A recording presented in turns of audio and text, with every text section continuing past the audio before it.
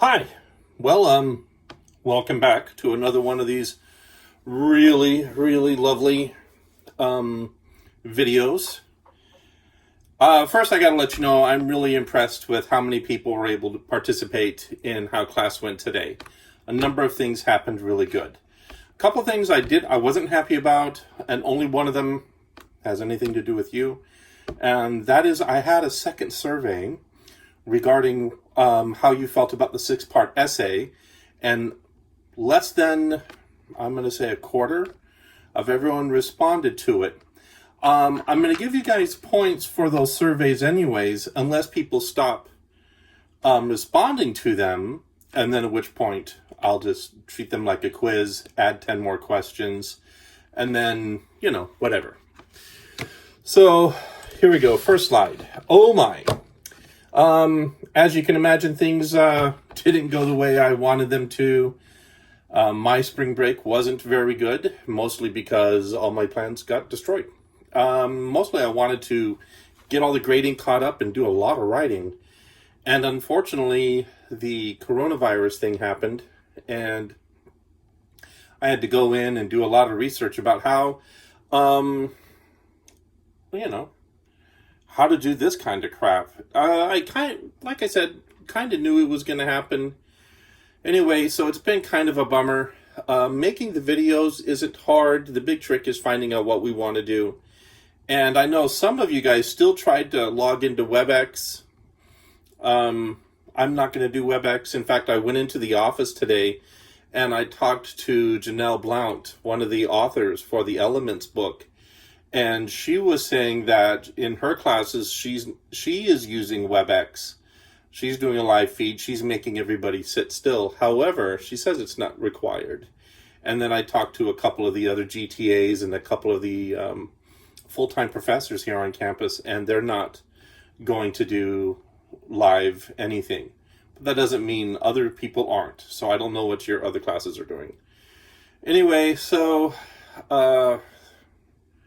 yeah, plans changed, assignments changed. This assignment staying the same, but there's a reading response that is going to change. And I'm going to turn it into something else. The details about that are in the next video. So this is the March 18th, Part 1, Day 23, Online Day 2 video. And there will be a Part 2 for today video. Now, in this video, we're just going to go over a few things. So, one, the excuses. Sorry, screwed things up. I'm behind, you're behind. But the implication for me being behind on grading is that we have to make a change. The prompt requires that you guys choose out of 3 different essays, the Aurora, Coates, and Cohen or Doss essays, your worst scoring essay. And as of writing right now, making this video, 6 of you don't even have scores yet for your Coates essay. Yeah, like I said, I'm behind. Most of the other critical grading has been done. I wanted to get that out of the way for midterms. So, but regarding this one, there are a few things done. So the change is, instead of me requiring that you work on the essays like you did the Porist on, what I want you to do this time is I want you to choose one of the 3 essays that you want to work on, and you can work on that one. And work on revision there. However, the revision process, and I'll make a video that details that more in particular, that's the next video, will focus, you'll be able to focus what you want to. Keep in mind, you are going to be rewriting 60 to 80% of that last paper. So the next one, make your choice. So what you're going to have to do is go through, take a look at your essays, make a choice. There will be a short quiz based on the contents of this video and on the contents of the 6-part essay quiz, 6-part essay. Anyway, so the first question on that quiz is going to be, you need to indicate which essay you are going to revise. And then the second question is going to ask what you need to do is going to ask what you need that you do not have now to complete this assignment. Emerging elements, your past essay, and my line edits if I have them. And I do. I'll have them. The only time it's going to be a little delay there is if you want to revise the Cohen or Das essay, at which point I'll have to quickly grade that paper. Won't be hard, I think. Most of you guys have gotten quite good. So yeah, you're going to pick one of those essays, you're going to tell me which one it is, and then you have to tell me what you need that I will supply to you. And like I said before, I'm going to upload Aurora and Coates up to the files in Canvas. Okay. The next one is step 2. Now we're going to set up an annotated bibliography document. And that's essentially what this video primarily is about, is how to do an annotated bibliography.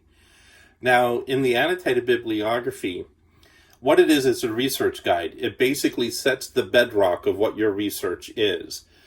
And we're going to build on this as we go. Now, the original deadline on this assignment was Wednesday. I'm going to back that up until Friday. Okay? So on Wednesday, you have an assignment that's due. And then on Friday, this is what you will have to do. And then on Monday next, I'm going to get rid of the 2-point writing assignment. And then that's where you're going to do your next assignment. That next assignment it's really good. I like it. You guys might not, but I do. It's really handy. I use it all the time. Okay. So anyway, so what makes this paper unique is that for every single one of you, there are 3 aspects of this paper that will be identical. They are listed here. So number 1, the assignment name you will list is Revision Annotated Bib. The title for your paper is Annotated Bibliography. This is the only MLA type paper that requires the same title no matter what. By the way, when you are doing annotated bibliographies for APA and for others, it's essentially the same title. Annotated bibliography is a science-related, a research-related document. So get used to if you're going into a research field, get used to the idea of doing annotated bibliographies. The title for your paper is Annotated Bibliography. And then 3, there is no work cited page. None. And you'll see why. Essentially, this is a gigantic, blown up, expanded works cited page. So think of your works cited page and then go blow it up. More detail. Like I said, this is for research purposes. This helps you write a good paper, helps you keep all your information going. Okay, so here's the example of that first screen, the first part of your paper. This is what it'll look like. So you can see where it says Revision Annotated Bib, and then the title Annotated Bibliography. And there's no need to show you the works cited page because there isn't one. Okay, so the next thing. By the way, that sniffle there is not because I have the coronavirus. I just have a little bit of allergies. Goodness. All right, step 3, start researching. Now, this is where you're going to explore the Gale database for topics and sources. The Gale database is a database that is run by the University Library System of the state of Florida. So our library and then other university libraries and a couple of the public libraries contribute to this large digital library system to gather articles and news pieces that you might be interested in to help you start getting into the idea of doing actual research. So choose some things from Gale. If you want to choose things from JSTOR, go for it. If you want to choose things from Google Scholar, go for it. However, here's the thing, and I'm going to make this an assignment that'll be also due on Friday. You must send me a digital copy of everything you are going to use. The reason is some things that you might choose, I might not approve of. Because some news sites or some websites or some news sources are completely are not academic, or they're unreliable. So think CNN, not reliable. Fox News, not reliable. MSNBC, not reliable. In fact, none of the cable news channels are reliable. None of the mainstream evening news channels, they're not reliable. So there are reliable sources where you can get news from, but Fox, CNN, MSNBC, CBS, NBC, CNBC, all of those, they are famous for being wrong on a regular daily basis. They're not trustworthy. As a hint, the New York Times and the Washington Post, the LA Times, Chicago, I think it's the Chicago Sun Tribune, something like that, are there's a Miami newspaper that's really good, pretty famous. Those are quite good. Do not use Time Magazine. Time Magazine, so remember we were kind of mentioning the canons of rhetoric before. So one of the canons of rhetoric is audience analysis, means analyzing and knowing who your audience is. Time Magazine's audience are middle school students. Okay? That's who they write it for. And the trick is, because the average education level of working class Americans is middle school level, Time Magazine and others like it, and other newspapers like it, USA Today, things like that, they all aim toward that level of education. There are other magazines that are better, but a great many are at that level or even worse. Like Cosmo is middle school students. Anyway, it's a long list. So you're going to have to be very cautious. All right. So look at Gale. So on this slide right here, you can see where it's highlighted up at the top there where it says Gale. Then at the bottom, there's the URL that you can copy and paste directly into the into the browser. I will provide a link in the comments below for this video. And once you click into it, follow the steps so that you can log into it from home. Okay, that's the big thing. Last semester, you couldn't log into it from home, but because right now we're dealing with, the current crisis, then you're going to, of course, you'll be able to do so. All right, and next slide. Step 4, know what you are working for as a minimum for this assignment. And by the way, this assignment was written by Dr. Wendy Hinshaw, the head of the writing program. She's on a sabbatical right now, so Dr. Barrios is my boss right now. But normally Dr. Hinshaw is, and she wrote this assignment, and she says you need to have 5 of the following types of articles from Gale for this assignment. At least 1 viewpoint source, at least 1 academic journal source, at least 1 news source, at least 1 magazine source, and at least 1 source that you violently disagree with, and 1 source that you love and it makes you happy. Okay, there's a trick to all of these. And that trick is be very, very focused in your research. So even on the topic, the articles you find that you disagree with, that are horrible, or that disagree with your thesis, that's a better way of putting it, disagrees with your thesis, you still have to be very focused. They have to apply to your thesis. They can't be some crazy, out of the blue crazy thing. They have to still be focused on your thesis. Okay, so don't get weird, stay focused. The next thing is, this is how you're going to create the Works Cited page. So you find all your research, do your research to find out how to format things according to MLA guidelines. They're in your little pocket journal. By the way, I did find out the Writing Center is still open. You guys can make appointments with the Writing Center. They can help you with your Works Cited stuff, but they would rather you did it yourself. If you guys can't figure it out, and I probably will do this and get rid of some of the, well, no, actually, people have done all the launch pads. Add a couple little instructional quizzes that will show you how to do some of these different types of works cited, because I wanted to do them in class, but we aren't gonna. I don't think we're gonna have the opportunity. All right, here's the next one. Add a research summary.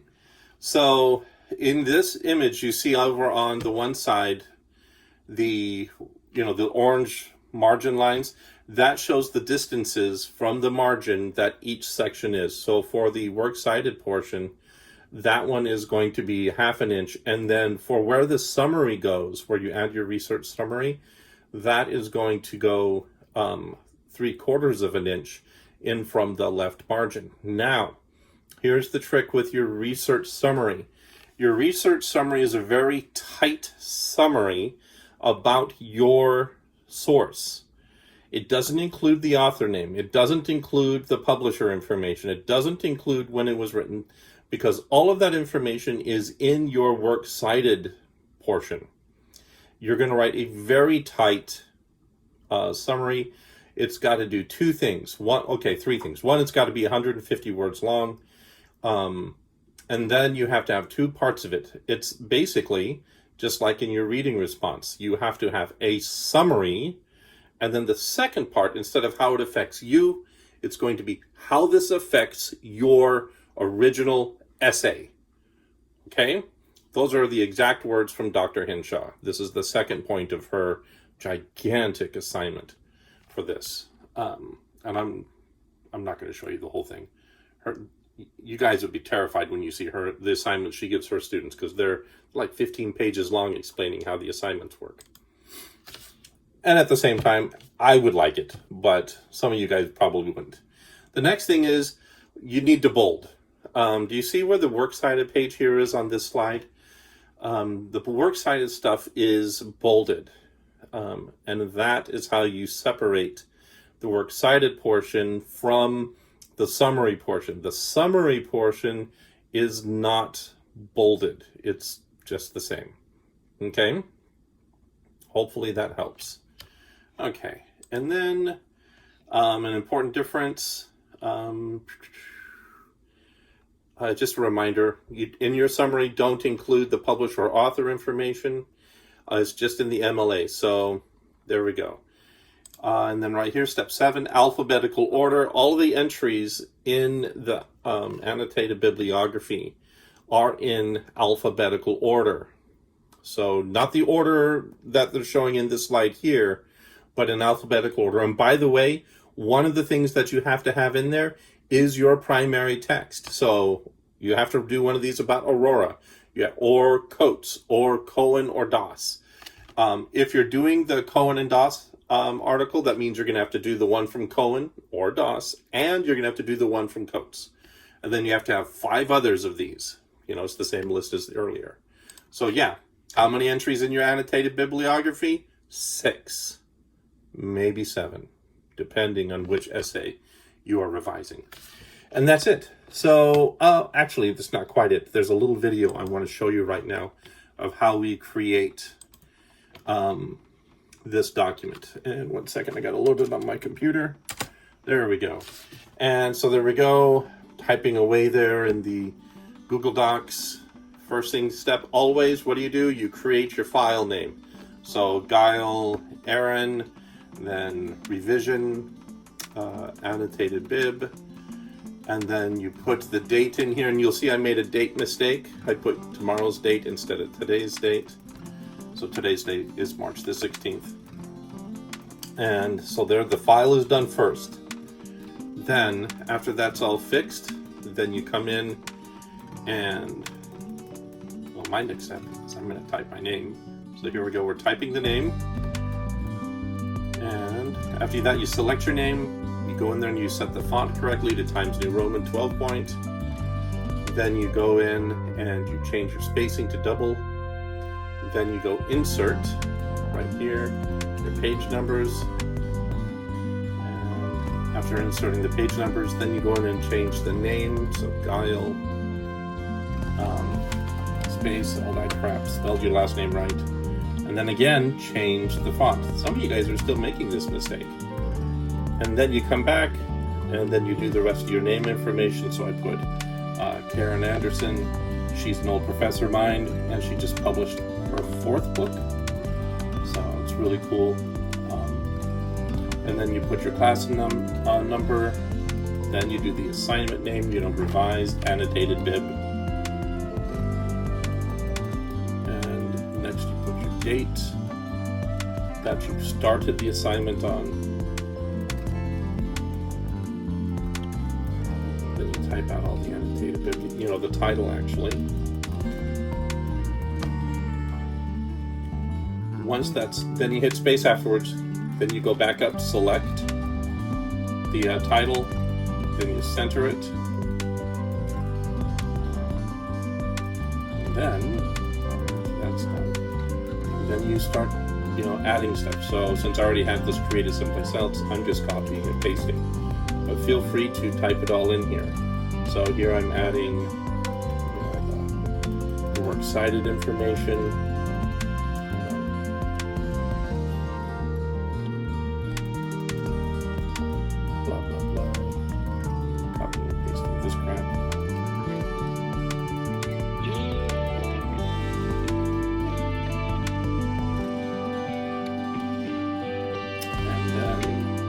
To start the next entry.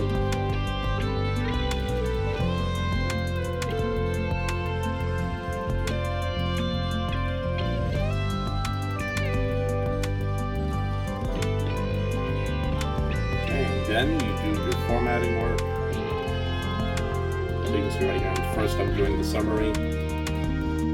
That is 3/4 of an inch. And then this one is the works cited, which is kind of mixed. Got to do the hanging indents at 1/2 inch indent back there. Same thing here. And then make sure to go and bold everything. Okay, and that's it. That's how you create this assignment.